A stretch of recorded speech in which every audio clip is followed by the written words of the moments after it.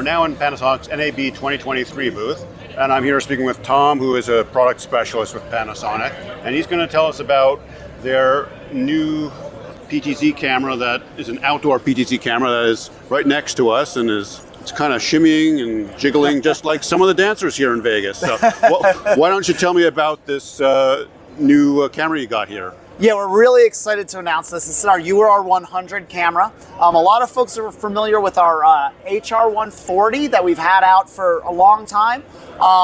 But customers have been looking for a 4K option now in the outdoor camera space. So we're very proud to announce this week the UR100. So this brings a lot of the great features that we had in our HR140, including, as you can see, this really impressive dynamic image stabilization system. So what we're showing here is three different types of image stabilization. We've got a mechanical stabilization, an optical stabilization, and electronic stabilization going on here.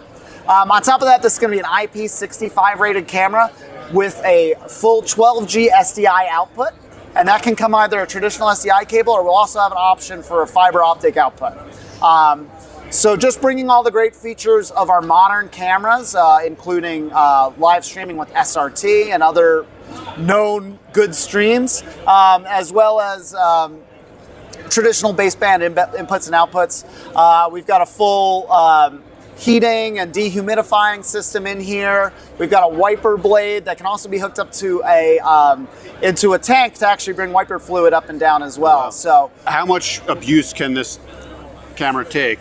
You know, are we talking like hurricanes? With the IP65 rating, we're going to get high wind speeds. So these are designed really to go on the outside of buildings and towers and to live outdoors permanently, right? We know that when our customers install an outdoor camera, it's usually not easy to get that outdoor camera down. Right. So designed to survive wind, salt spray, water, basically anywhere you want to put this thing, heat and cold weather.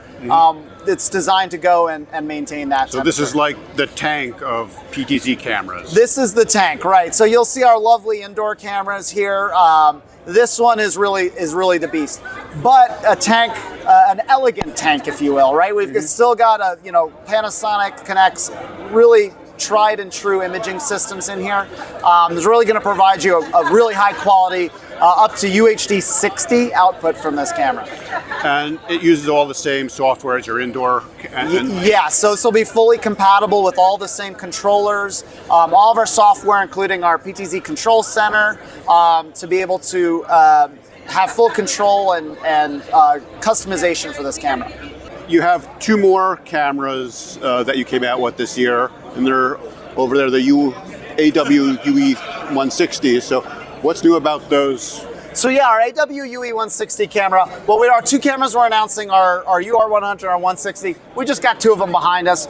People are excited about it. So with this camera, we've been really well known for our UE150, which has really been a top selling camera for us. Our UE150 is staying in our lineup, but we're adding our UE160. What's the difference between them? So we've added a couple features. So for one, there's a brand new imaging sensor. So that's going to offer us a better low light sensitivity. So this camera is going to be a little bit easier to use in the darker areas. We've also added a whole suite of new features. So one of the ones we're really excited about is phase detect autofocus. So with our older autofocus system, you might see some hunting and things like that. With phase detect, we're going to be able to quickly snap and gain an accurate focus. We're also really excited that this is the first ever native ST2110 PTZ out there on the market. That means you can take an SFP and bring this into an ST2110 network that's going to offer video and control, including a return video feed. So this camera now, you can actually send a signal to it and it'll output that video. This is also going to offer a high bandwidth NDI up to 4K 60, as well as NDI HX for those times when you need a little bit more bandwidth.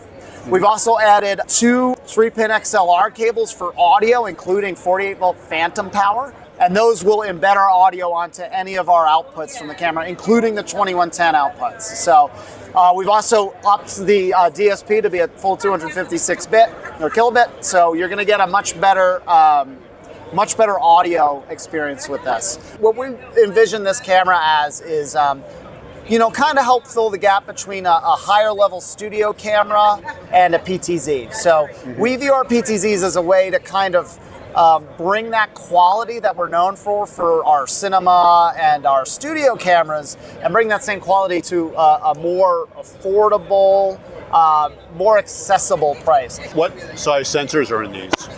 So this is going to use a 1-inch type sensor. So we will have it is actually a larger sensor that is cropped to the 1 inch is the right term. The reason we do that is to maintain our lensing. So with the 150, we had a 20x zoom optically. We're going to have the same performance from the UE160 to have that 20x zoom without having to sacrifice, without having to sacrifice where you can use this camera, right? We want to be able to make it the most, Swiss Army knife. Wherever you need a camera, we're going to have that kind of mix of a wide shot, and then be able to still get that 20x zoom out of it. Do they also offer digital zoom? Yeah, so we offer our iZoom technology, right? So our iZoom actually allows us to do a digital zoom, but without going sub-pixel, right? So the idea is that if we're in full HD mode, well, I've got a UHD sensor, so I can zoom that down to get over an extra 10x. So we're going over 30x then at that point. When you're in UHD, you still get you get about an extra 4x of zoom ratio out of that, without going, sub-pixel, so no loss of quality. We do offer digital extenders too. There's a 1.4 and a 2x digital extender available in that for when you really just need to push in to get that tighter shot. There's a lot happening with PTZ cameras this year, and this is some of the most exciting things I've seen. It used to be that the PTZ cameras were just like basically security cameras. Right. And now I think they've come into their own as far as a group of cameras.